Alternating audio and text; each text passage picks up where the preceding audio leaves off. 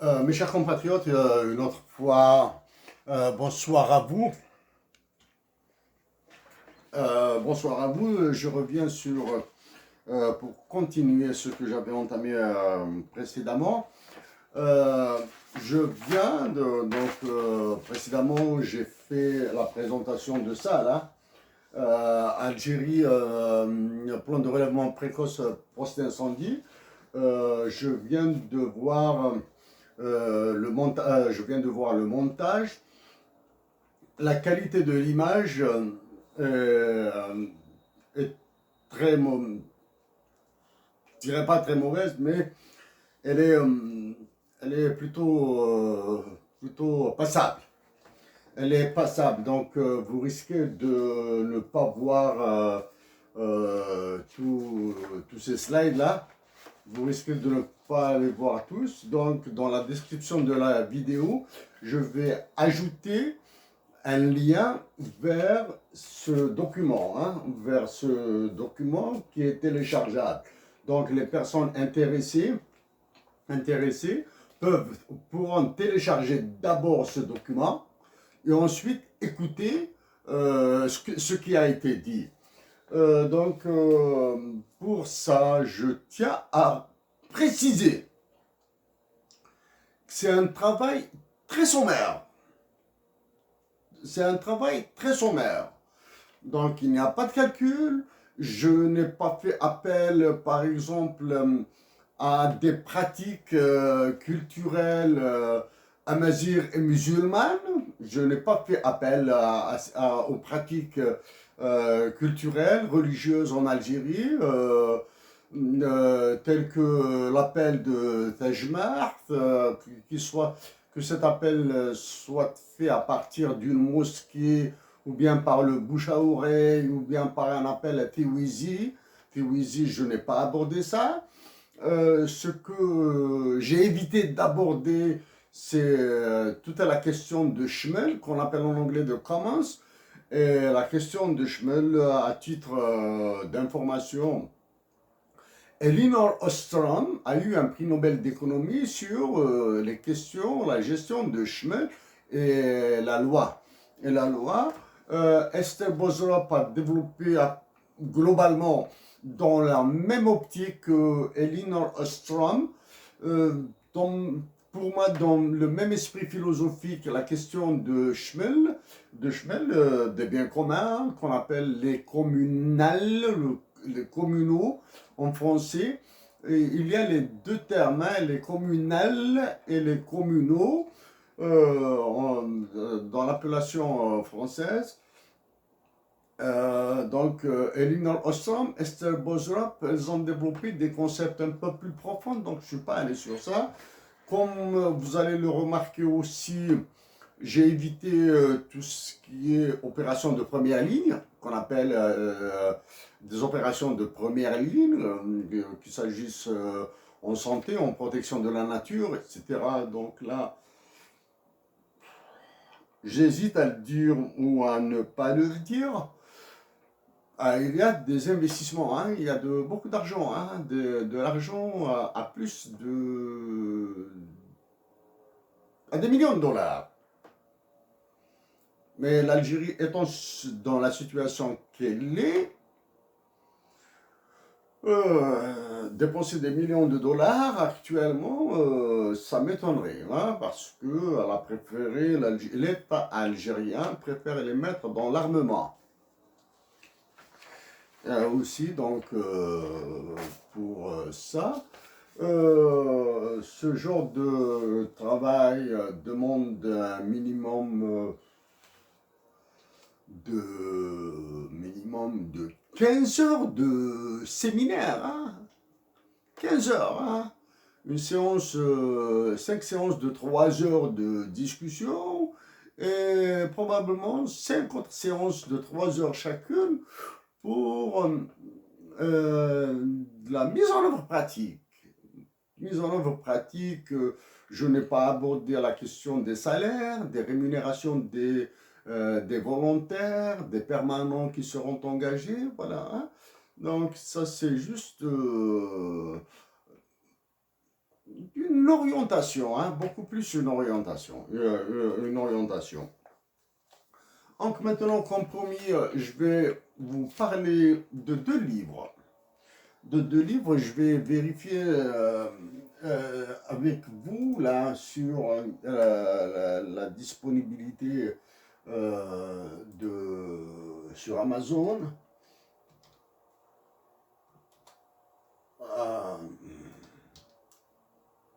Euh, quel est mon compte?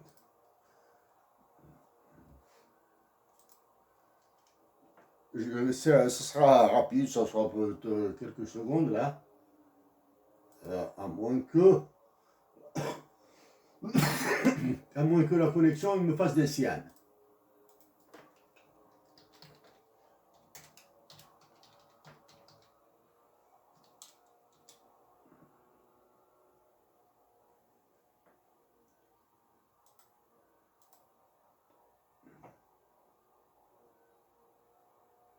English. Voilà, ouais. Donc, ah zut, c'est pas grave. Donc, je ne sais pas si vous les voyez ici. Non, vous ne les voyez pas, donc je préfère plutôt faire ça. Hein. Ils sont là, vous avez the last one, Equations and so. Il est live en Kindle e-book, c'est un livre électronique. Il est disponible à la vente en paperback. Bon, version électronique, il coûte 3,99 $, en version papier, 7,88 $. Et un coup de poing pour Debzel, le coryphée du peuple, en format électronique Kindle e-book, il coûte 11,20 $, 11 $ américains. Hein. Et en version paperback, il va coûter 23,02 $. Il est en mode publishing, j'ignore pourquoi il tarde ici. Donc, je vais vous parler de ces deux livres. Je vais vous parler de ces deux livres, les voici. Les voici. Je préfère commencer par, bien sûr, le petit livre, ce petit livre-là que j'ai écrit. Bon, la première remarque que vous allez faire, il est très petit. C'est ma première expérience en anglais. D'écriture en anglais d'un livre comme ça. La raison de sa taille est à l'intérieur. Mes chers compatriotes d'Algérie, bonjour à vous tous. Donc, comme je me suis engagé la semaine passée pour fournir sous 8 jours une esquisse pour un plan de relèvement précoce post-incendie pour l'Algérie, hein, pour toute l'Algérie, je vais le présenter rapidement, il est là. Donc, pour faciliter la lecture, je vais orienter après la caméra sur l'écran de mon ordinateur ici. Je suis désolé, c'est un petit écran de rien du tout. Je vais faire défiler des slides, et je vais les commenter rapidement. Bien sûr, c'est un travail ultra rapide. Pour les références bibliographiques, je vais en présenter juste quelques-unes parce que je n'ai pas toute la documentation nécessaire avec moi et bien sûr, je n'ai pas fait, aucun calcul n'a été fait présentement. J'espère que l'occasion se présentera pour aller un peu plus dans le détail des calculs, etc. Bien sûr, à titre personnel, il y a un travail d'arrière-plan, hein, d'underground et background que je tenterai de faire beaucoup plus à Montréal qu'ici à Cornwall, en Ontario. Donc une fois à Montréal, je tenterai de contacter des professeurs, des relations qui ont travaillé sur le terrain, que ce soit en Afrique, en Amérique latine ou en Amérique du Sud ou bien en Asie du Sud-Est, pour éventuellement, si mes relations acceptent, de s'exprimer en vidéo sur leurs expériences qui vous aideront. à la fin de cette présentation rapide. Donc, je profiterai de l'occasion pour vous balancer sur quelques mots sur ce tout petit livre en anglais, en anglais qui a été que j'ai écrit, voilà, publié aux États-Unis, bon, par KDP. KDP, c'est Kindle Distribution, Kindle Distribution, quelque chose comme ça, là, hein, de publishing. Voilà. Et je vous parlerai, bien sûr, de livres. Un coup de poing pour Dubza, le coryphée du peuple, dont la version électronique est disponible à la vente. Hein. La version électronique de cet ouvrage est disponible à la vente sur les sites d'Amazon. Pour la version papier, elle est en cours de mise au point. J'ignore exactement que fait Amazon pour la préparation de l'édition papier, de ce livre, mais pour l'édition électronique, elle est disponible. Hein. L'édition électronique, elle est disponible, donc sur ce livre, je vais insister un peu plus, etc. Bien sûr, je vais tenter de ne pas oublier de vous présenter quelques références bibliographiques très rapides concernant ce plan de relèvement précoce pour l'Algérie. Bien sûr, un plan de relèvement précoce post-incendie pour l'Algérie. En anglais, on appelle ça des early recovery program. Programme, c'est ce qu'on appelle comme ça dans la terminologie de coopération internationale. Voilà, donc à tout de suite, là je vais orienter et commencer à parler de ces slides. Hein, à parler de ces slides.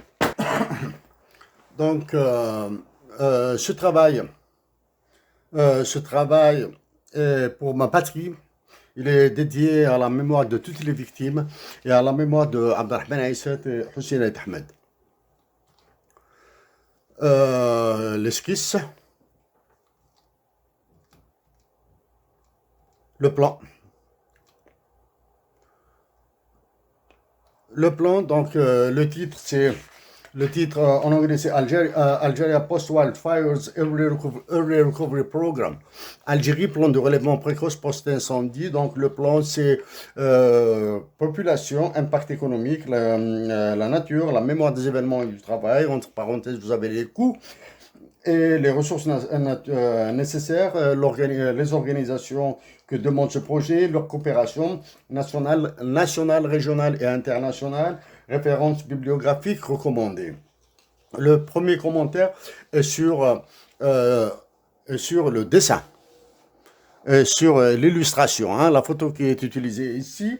Donc la première lecture, quelques lectures rapides de cette illustration. Donc si vous êtes ici au devant et que vous croyez que la route est suffisamment balisée pour faire tout ce que demande, tout ce qui est nécessaire, tout ce qui est indispensable, tout ce qui est obligatoire pour les populations et la nature qui sont derrière, vous risquez d'avoir des surprises en cours de route. Plus vous avancez, plus le chemin sera plus sinueux, plus long et plus obscur. Vous n'avez pas de visibilité. Maintenant, si vous considérez que vous êtes à l'intérieur et que vous voulez sortir de cette situation, de cette catastrophe, de ce drame ici pour arriver là, vous risquez de trouver, même ici, vous allez trouver des obstacles, c'est la ligne rouge. Ici, dans ces montagnes, c'est une illustration assez simple. Ce sont les montagnes, les forêts qui ont été touchées par les incendies. Dans ces montagnes et forêts, il y a des villages, que ce soit à l'est du côté de Khanchlat, Bessa, la wilaya de Taraf, particulièrement pour l'aspect touristique, à l'extrême est. En Kabylie, ce sont les montagnes. À l'ouest de l'Algérie, Quelques incendies ont été signalés du côté dans l'Oranie. Dans l'Oranie, voici donc pour l'illustration de l'image, hein. Donc, quand la douleur peut sauver des vies, hein. Félix Questen est un médecin euh, danois, hein, qui a soigné Heinrich Himmler. Heinrich Himmler, c'est lui le ministre de l'Intérieur du Troisième Reich en Allemagne du temps d'Hitler. C'est lui le président directeur général, c'est lui le directeur général de la Gestapo et des chambres à gaz, des fours crématoires. Donc le docteur Félix Questen a utilisé sa position pour sauver des milliers de personnes des chambres à gaz et des fours crématoires. Donc, quand la douleur, comment est-ce qu'il a pu soigner ça? Donc, c'est un médecin réputé. Himmler avait des douleurs au ventre et au dos, des douleurs au ventre et au dos. Donc, il a commencé par le soigner. Il a exigé, le docteur Kirsten a exigé d'être libre dans ses mouvements, d'aller au Danemark, d'aller en Norvège, en Suède, de ne pas être persécuté par la Gestapo, etc. Et Himmler a accepté ces conditions. Au fur et à mesure qu'il le soignait, donc il a développé une relation avec lui. Il lui a demandé de libérer des personnes, des chambres à gaz et des fours crématoires et des camps de concentration de Bergen-Belsen, Dachau, etc. Donc voilà. Si Himmler était le directeur général, hein, le président de tout, il envoyait des enfants, des vieux, des femmes, des hommes à la chambre à gaz, à Meridianès. It's a speech, it's a lecture. Donc, s'il n'avait aucune pitié pour les enfants, les femmes et les hommes qu'il envoyait dans des chambres à gaz, de concentration, sa douleur à lui, sa douleur au ventre, sa douleur au dos, l'a poussé, l'a contraint à libérer. Hein. Donc, ce n'est pas de la politique, donc c'est la douleur. Si lui-même, sa petite douleur, etc., il n'arrivait pas à réaliser la douleur qu'il affligeait aux autres. En disant ces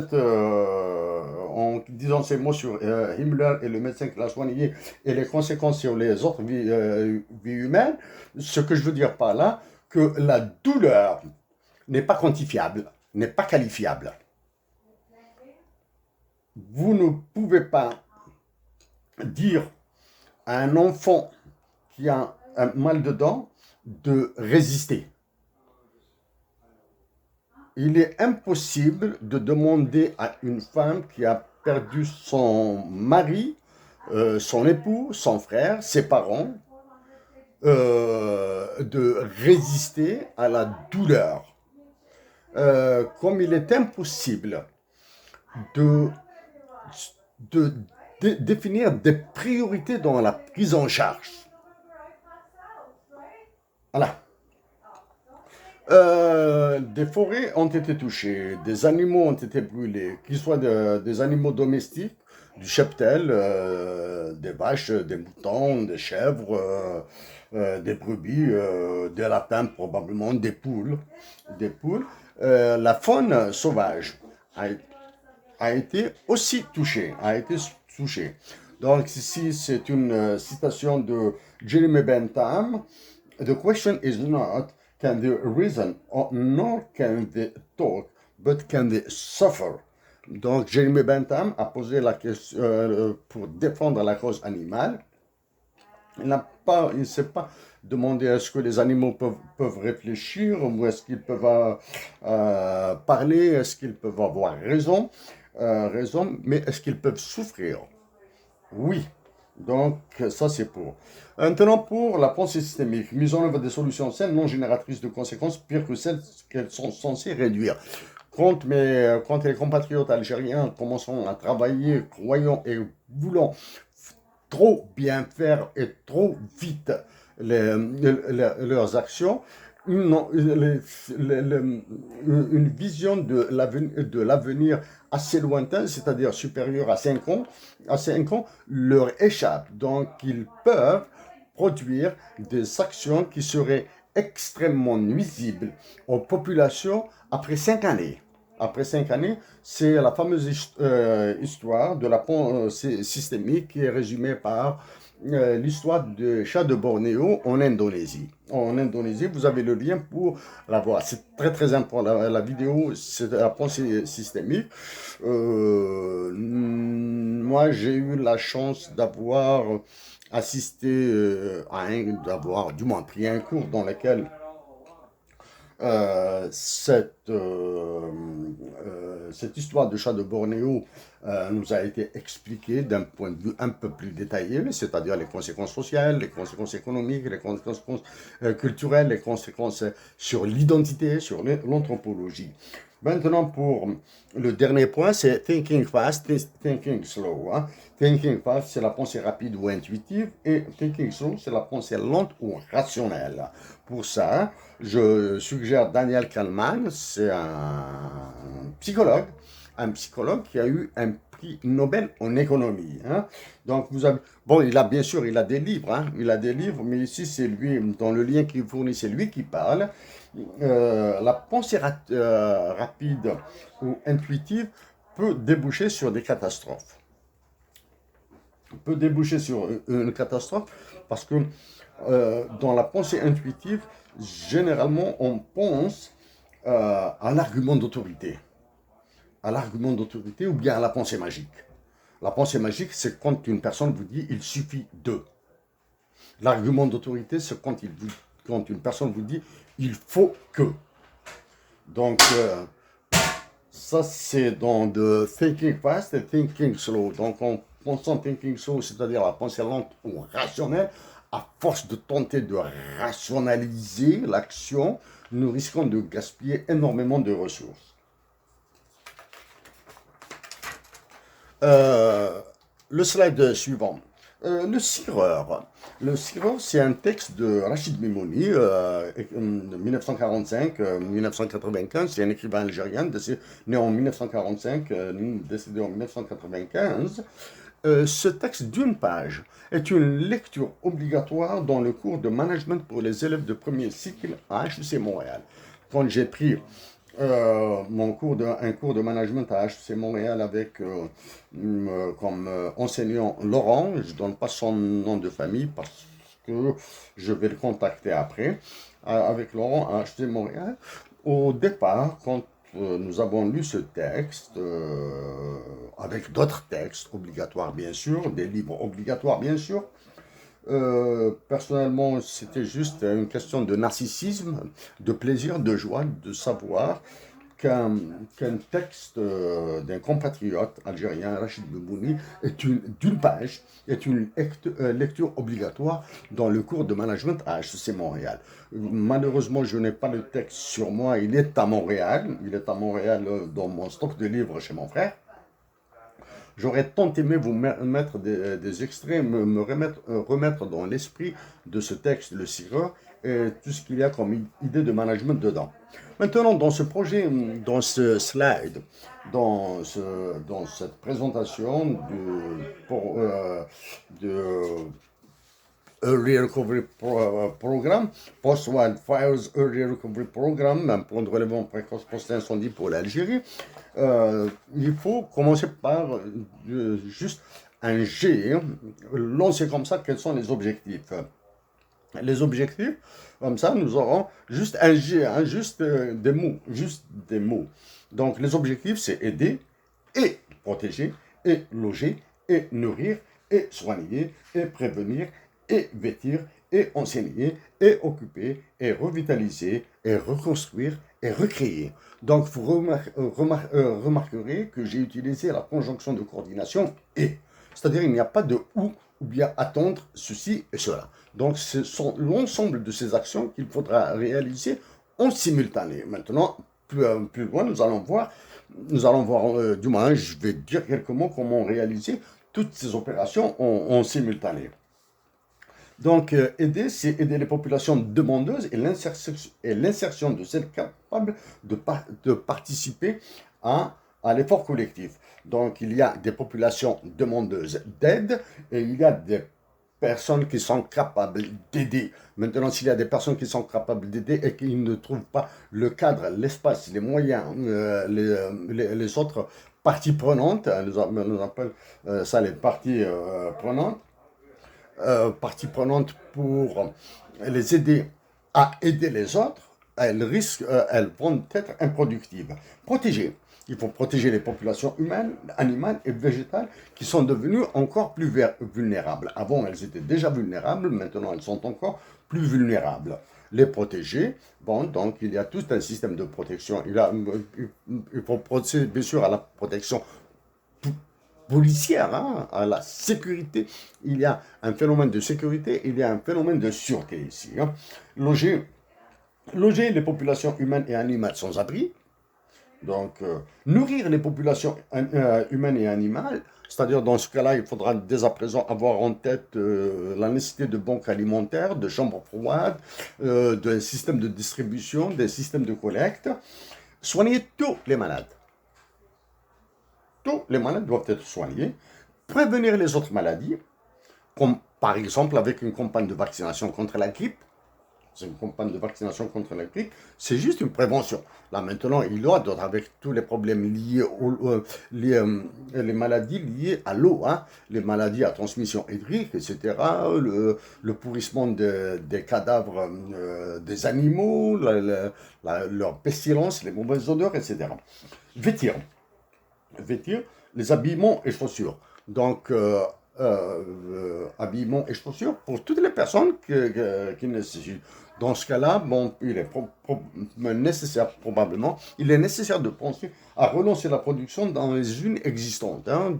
Dans le cas de la région de Kabylie, je connais, bon, par exemple, la Sonitex d'Arbou, la Sonipec d'Akbou, la Sonitex de Drabel Khedda, l'électroménager, je parlerai plus loin. Du côté de Frenda et de Ngaous, les usines de production de chaussures. Je vais parler après des contraintes. Enseigner.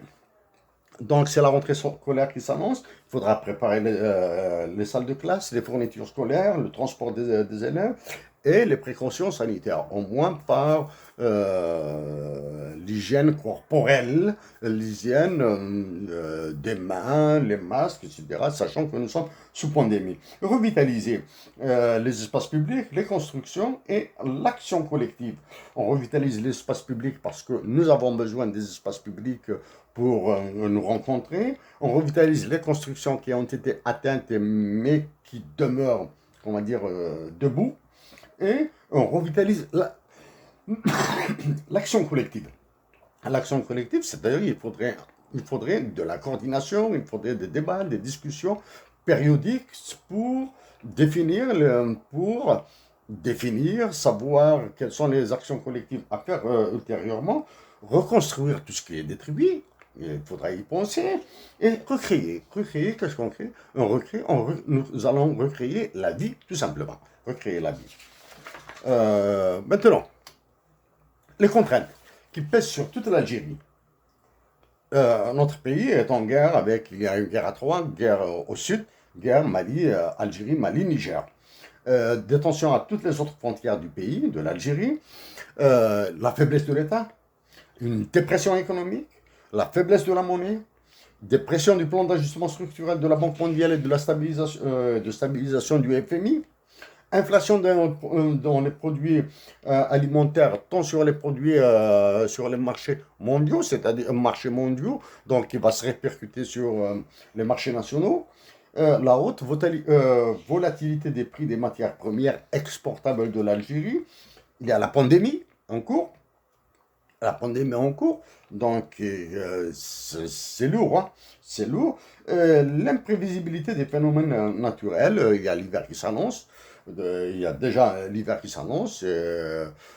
Quels sont les autres phénomènes extrêmes qui pourraient se produire en Algérie? Nous savons qu'ils pourraient se produire. Ce sont des phénomènes dits stochastiques, quand je les ai étudiés, quand nous avons pris, quand j'ai pris un cours sur ce sens en Algérie, à l'Université de Montréal, j'ai cru que c'était de la science-fiction, mais maintenant, là, je le vois. Bon, je vois, mais si, bon, à une autre occasion, nous allons détailler. Et la contrainte, l'une des autres contraintes, l'absence d'organisation et de plan de secours. En Algérie, nous n'avons pas la tradition d'organisation, qu'elle soit organisation publique, c'est-à-dire de l'État, ou bien organisation communautaire au niveau local. Nous n'avons pas cette tradition et nous n'avons pas d'organisation, de plan dit ORSEC, Organisation des secours. Organisation des secours, les tragédies, nous avons connu hein, le séisme de 1980 à Elsnam, les inondations de 2001 à Bab el-Oued, une inondation de 2001 à Bab el-Oued, des effondrements de bâtisses, récemment à Béjaïa, etc. Donc maintenant, pour euh, les populations, pour les populations, identifier les défunts, identité, âge, situation maritale, nombre d'enfants, son emploi et ses gains. Ses gains, bien sûr. Il y a certaines informations qui sont faciles à collecter. Il y a d'autres informations qui sont un peu plus difficiles à collecter, en particulier les gains. Les gains, nous n'avons pas la tradition de révéler nos gains en Algérie. Identifier les orphelins, les veuves et les veufs, les distinguer par classe de ressources financières. Quelles sont les personnes qui disposent de ressources financières, quelles sont les personnes qui ne disposent pas. Ça, bien sûr, ça va se faire par village, voire par quartier, par village, par commune, par daïra, par wilaya. Et bien sûr, tout à l'heure, je vais parler de la coordination entre les différents niveaux d'une wilaya, par exemple la wilaya de Rajla, la wilaya de Bessa, la wilaya de Tar, et comment se pourrait-elle faire une coordination avec les wilayas du centre et les wilayas de l'ouest et les wilayas du sud. Parmi ces populations, il faut identifier les malades chroniques, leurs médications et besoins en contrôle périodique. Hein. Là maintenant, parce qu'il y a, il y a la pandémie, il y a les incendies, il y a les dégâts, il y a tout ça, mais bien sûr, il y a les malades chroniques. Il ne faut pas les oublier, leurs médications et besoins en contrôle périodique pour les médications et les besoins en contrôle périodique, plus loin, je dirais, d'autres mots, seraient un peu plus détaillés. Quantifier les équipements domestiques brûlés, les frigidaires, télévision, machine à café, à coudre. Bon, ça peut paraître banal, mais un frigidaire brûlé, brûlé, ça veut dire que la famille ne peut plus stocker de nourriture chez elle. Elle ne peut pas stocker, elle ne peut pas garder de la nourriture pour le lendemain, pour 3 jours. Quantifier les habitats, écoles, administration, centres de soins détruits. Bon, donc ça c'est le côté gauche. Pour le côté droit, hein, toutes ces informations serviront à calculer des variables liées à la démographie, à la santé, à l'emploi, aux revenus, etc. À l'estimation des besoins immédiats et à très court terme des populations en soins, médicaments, hébergement, nourriture, déplacement, etc. Et là, pour ça, maintenant, donc, en faisant ce travail à gauche, les personnes qui auront besoin d'une assurance maladie immédiate seront identifiées. Donc ça, c'est une action qui a lancé avec l'assurance maladie en Algérie. Assurance maladie en Algérie.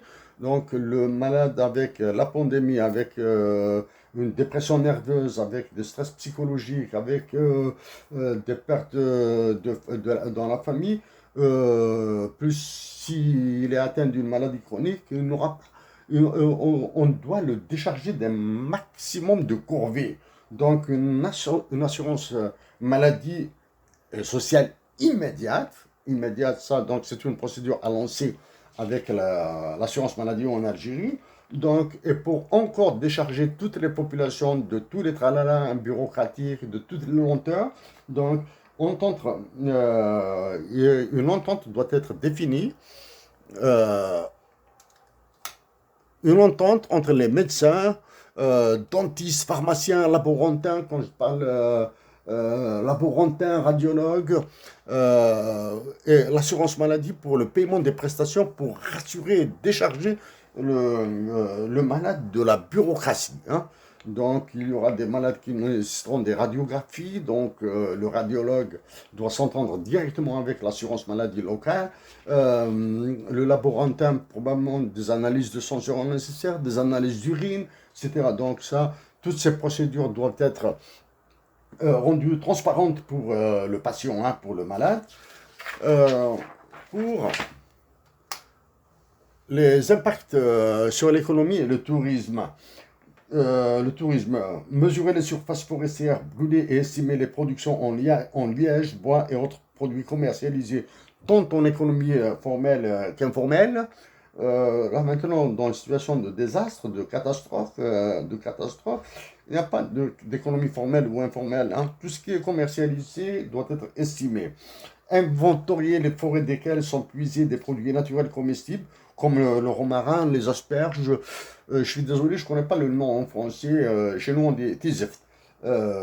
Tiseft, c'est du moins, c'est un produit sauvage qui est utilisé pour des pansements, hein. Et autres fruits sauvages et produits médicinaux. Fruits sauvages, il y a même des produits sauvages que nous consommons, comestibles, hein, comme les champignons, comme les asperges. Identifier les zones touristiques, services et produits offerts. Les zones touristiques, là, nous pourrons mesurer l'impact sur le tourisme. À droite, maintenant, avec les surfaces de forêt perdues, les arbres brûlés, etc., nous allons évaluer la perte en absorption de dioxyde de carbone, hein, la pollution, hein, et les capacités en photosynthèse. Et nous allons évaluer la perte de l'habitat naturel. L'habitat naturel, c'est l'habitat pour toute la faune, hein. Ça, dans l'économie des ressources naturelles, on appelle ça les services rendus par la nature. Bon, la nature à proprement parler maintenant. Les surfaces agricoles et sauvages perdues. Il faut penser à la replantation et reboisement, le repeuplement de la faune et de la flore, faire appel aux chasseurs pour le recensement des populations animales et appréciation des pertes. Le travail des chasseurs est très, très, très important dans les forêts, dans le repeuplement des populations de la faune. De la faune et même de la flore, hein. C'est-à-dire qu'ils connaissent bien la forêt, donc ils peuvent vous donner des indications nécessaires. Quelles sont les populations, quels sont les animaux qui vivent dans une forêt, qui ont disparu, qu'il s'agisse de porcs, qu'il s'agisse de chacals, qu'il s'agisse de perdrix, qu'il s'agisse de lièvres, tout ça, hein, tout ça, hein. Les chasseurs sont à même de participer au repeuplement des forêts en y capturant dans les leurs la faune reproductrice, hein. Les chasseurs, là, je vais directement ici, moi je suis de Vougelul, donc je peux donner un nom là, comme ça, amicalement. Amicalement, allez-y voir, par exemple, Marlouf, allez-y voir surtout, Bouhou, Moussaoui. Bouhou c'est un nom très affectueux. Je sais que son prénom, réel prénom est différent de Bouhou, mais bon, Moussaoui. Bouhou, Moussaoui, hein. Affectueusement, on l'appelle Bouhturi, je ne sais pas pourquoi. De mon point de vue, Bouhou, Moussaoui, Marlouf Alilat, Ali Aoudjat. Alors, Blanjet, Ali Aoudjat. Ces trois personnes sont les premières à, à solliciter éventuellement pour une aide. Bien sûr, pour le côté gauche, j'en ai dit quelque chose. Côté droit, c'est un peu peut-être plus technique. Donc, il faudra délimiter des bassins versants, des versants, il manque un S pour versant, la création de réserves naturelles d'eau, Imdouane en Kabyle, avec récupération et drainage des eaux pluviales, préparer un plan anti-érosion des sols et glissement des sols, glissement de terre. Il faut penser à faire des expériences scientifiques, calculer l'empreinte écologique. Les équations pour le calcul de l'empreinte écologique, elle est très simple. Et, bien sûr, quand vous travaillez sur les forêts et les espaces naturels, les espaces publics et les espaces communs, il faudra penser maintenant, dès à présent, à aménager des aires de jeu pour les enfants, pour les adultes. C'est l'occasion, c'est une opportunité. Espaces familiaux pour recréer la vie, là, je l'ai dit avant. Euh, Tracer des chemins pédestres, des sentiers pour faciliter les accès à la forêt au cas où d'autres accidents se produisent, d'autres phénomènes naturels se produisent, et lutter et pour prévenir et lutter contre les futures catastrophes. Maintenant, la mémoire des événements et des actions. Il faudra recenser la date début et fin des incendies, les anciens incendies connus, le nombre de foyers, les victimes, les morts, les blessés et handicapés durant et après les feux, la durée du travail d'extinction, le nombre de personnes ayant participé aux opérations d'extraction, d'évacuation et d'assistance aux populations, et l'organisation durant et post-incendie. Qu'est-ce qu'il y a, comment se sont organisés les événements durant les incendies. Ça, c'est la mémoire. Hein? C'est la mémoire, bien sûr. Et ça, c'est la mémoire. Hein? C'est l'histoire. Là. Il faudra être très, très, très précis. À droite, vous avez un mémorial pour. Ça, c'est la mémoire des événements. Mémorial pour tous les défunts. Pas tous les défunts, pour tous les défunts. Tous les défunts. Mémorial, tous les défunts. Il faut qu'ils soient connus. Le nom, le prénom, la filiation éventuellement. La mémoire pour les soldats victimes de ces incendies. Les soldats algériens qui ont prêté main forte pour l'extinction des incendies sont le symbole de la cohésion de la nation. Qu'il s'agisse des incendies à l'Est, les soldats algériens sont mélangés. Donc, à l'Est, il peut y avoir des soldats de toutes les régions d'Algérie. Au centre, il peut y avoir des soldats de toutes les régions d'Algérie. À l'Ouest, des soldats de toute la région d'Algérie. Je ne cesserai pas de le répéter. Les soldats doivent être protégés, aimés et chéris. Et recension des actions nationales et internationales. Les dons en biens de consommation, en médicaments, en argent. Ça, il faut garder la mémoire. Parce que l'argent, tous les dons, il faudra toujours penser à la révolution algérienne. Durant la révolution, durant la guerre de libération nationale, donc des Algériens se cotisaient. À la fin de la guerre, à l'indépendance, les Algériens ont hérité du trésor dit du FLN, parce qu'il y avait une gestion rigoureuse. Hein, les fonds algériens déposés en Suisse. Donc ça, c'est la même situation qui se reproduit en Algérie. Donc, l'organisation. Est-ce que ce sera une organisation pyramidale ou régulière? J'ai mis un point d'interrogation, je m'interdis de parler dans le détail. Est-ce que horizontale ou collégiale? Les organisations horizontales, vous connaissez, la tragédie de 2001, elle a montré qu'est-ce que c'est qu'une organisation horizontale, comment elle a explosé cette organisation, les motifs qui ont conduit à l'explosion de cette organisation horizontale, c'est très important. Ça, c'est pour anticiper ces situations de crise. L'organisation, quand vous aurez des bénévoles, des volontaires qui vont travailler, des salariés, parce que je vais en parler après, est-ce qu'il y aura une rotation dans les tâches ou bien une spécialisation? Et il y a la notation, c'est probablement notation des volontaires et des permanents qui seront utilisé. Bon, ce n'est pas encore ancré dans notre culture. Ça se fait, hein, c'est-à-dire Tiwizi en Kabylie. Il est à temps en temps, on entend dire qu'un tel est un travailleur, l'autre est un profiteur, l'autre est un fainéant, donc on ne voit pas son utilité ici. Donc il faudra apprendre à instaurer ces règles-là. Ce sont des règles de management. Et bien sûr, la reddition des comptes, hein, c'est tout le monde. À droite, déterminer les tâches sans contrainte à mettre en œuvre pour anticiper les futurs chocs naturels. Déterminer les tâches sans contrainte, c'est-à-dire des actions qui peuvent être faites qui pourraient participer à anticiper les futurs chocs naturels, hein.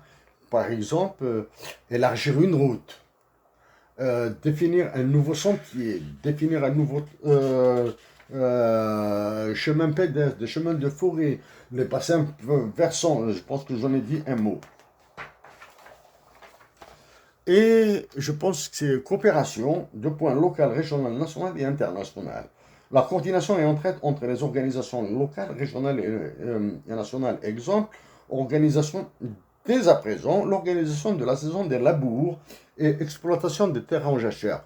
Il faut toujours avoir en esprit que nous avons besoin de blé, de farine, de pommes de terre, de tomates, de concombres.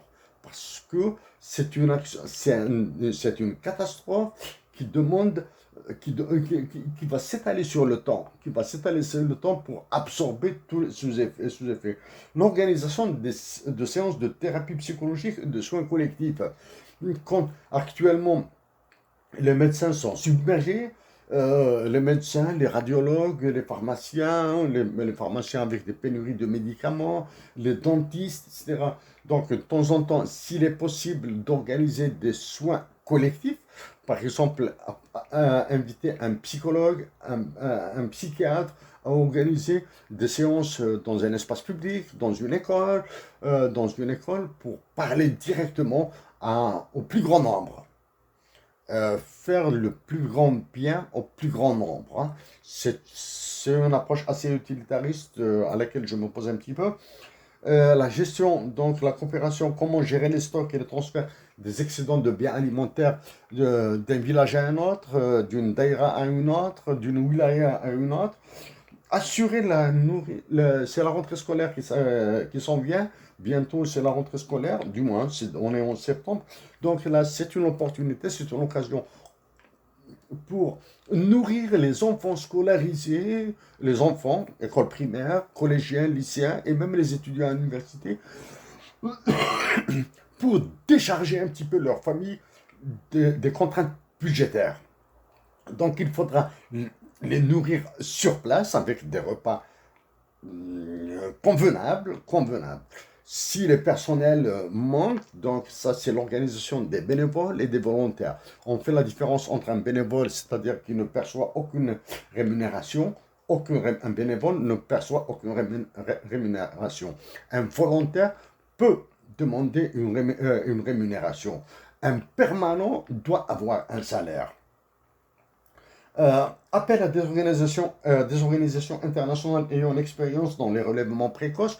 Quand je parle appel à des organisations internationales, peut-être que d'Algérie c'est un peu long, un peu difficile, vous n'avez pas, mais je vous donne le nom. La première organisation internationale qui existe à Alger, c'est le PNUD, c'est le Programme des Nations Unies pour le développement.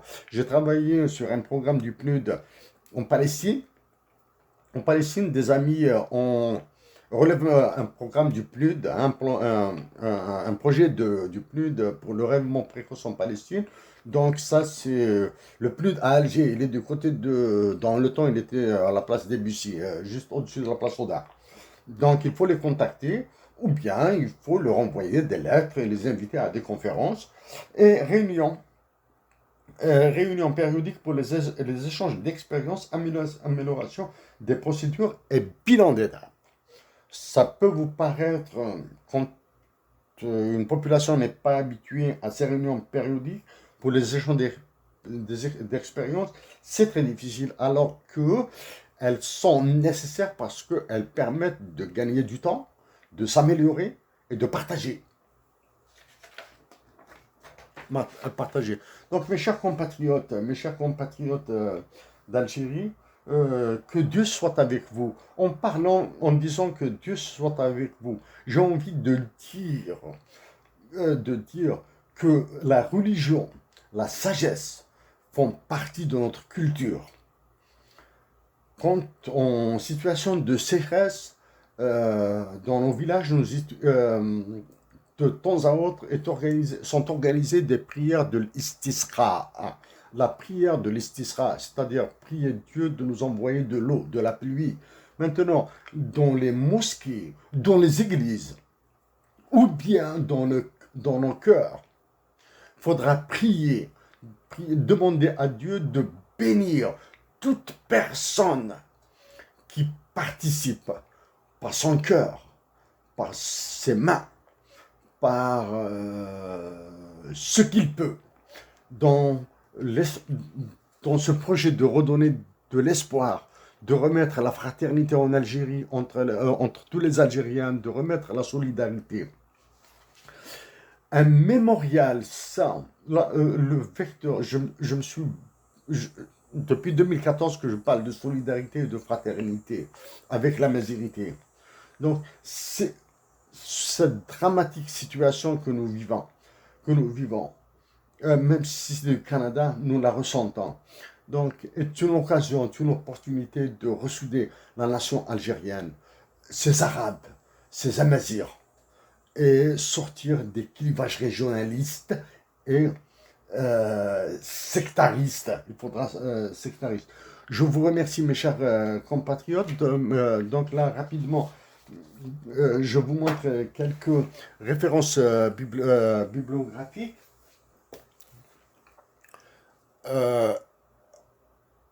Elle est là. Personnellement, j'ai lu tous ces livres. Knut Wicksell en pauvreté. Donc ça, c'est un mathématicien et économiste qui a travaillé sur la pauvreté. Un deuxième, c'est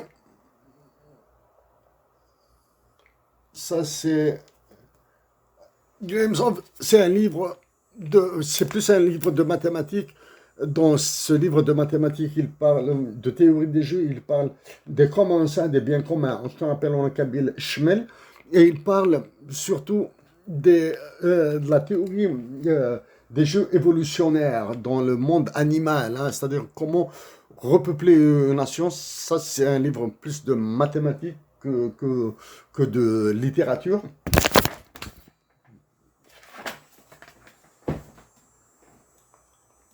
L'autre livre que j'utilise, c'est Environmental and Natural Resources Economic Contemporary Approach. C'est un livre d'économie et de valorisation des ressources naturelles et de calcul des services rendus aux populations par la nature et les services que doivent rendre les populations à la nature. Et le dernier livre, je pense que ce livre, j'en ai parlé avant, c'est Björn Lomborg, Solutions for the World's Biggest Problem. Ici, il y a les problèmes de déforestation, de désertification, de l'eau, du trafic de monnaie, du terrorisme, tout ça. Ça, c'est le livre de la théorie tirée de ce qui est appelé le consensus de Copenhague, Copenhagen Consensus. Donc il est tiré. J'ai établi un contact avec l'administration du consensus de Copenhague, mais c'est un contact un peu tendu pour le moment. Je vous remercie, mes chers compatriotes d'Algérie, et au plaisir de vous voir, de venir en Algérie vous rendre visite.